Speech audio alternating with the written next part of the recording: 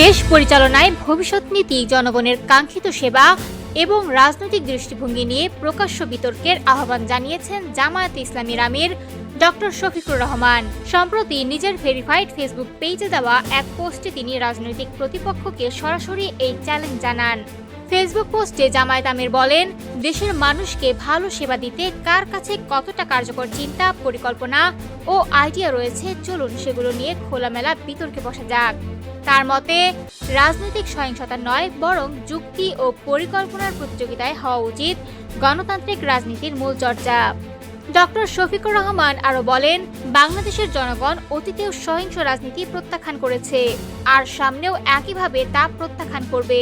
তিনি ইঙ্গিত দেন, জনগণ এখন ক্ষমতার লড়াই নয়, বরং কারা দেশের জন্য বাস্তবসম্মত সমাধান দিতে পারে সেটাই দেখতে চায়। রাজনৈতিক বিশ্লেষকদের মতে, এই বক্তব্যের মাধ্যমে জামায়াত আমির মূলত উন্নত গণতান্ত্রিক দেশগুলোর রাজনৈতিক সংস্কৃতির দিকেই ইঙ্গিত করেছেন।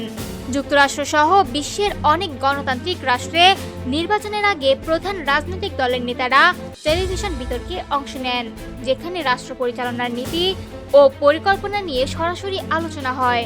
ধারণা করা হচ্ছে, ডক্টর শফিকুর রহমানের এই আহ্বান ভবিষ্যতে তেমন কোনো টেলিভিশন বা প্রকাশ্য রাজনৈতিক বিতর্কের পথ তৈরি করতে পারে।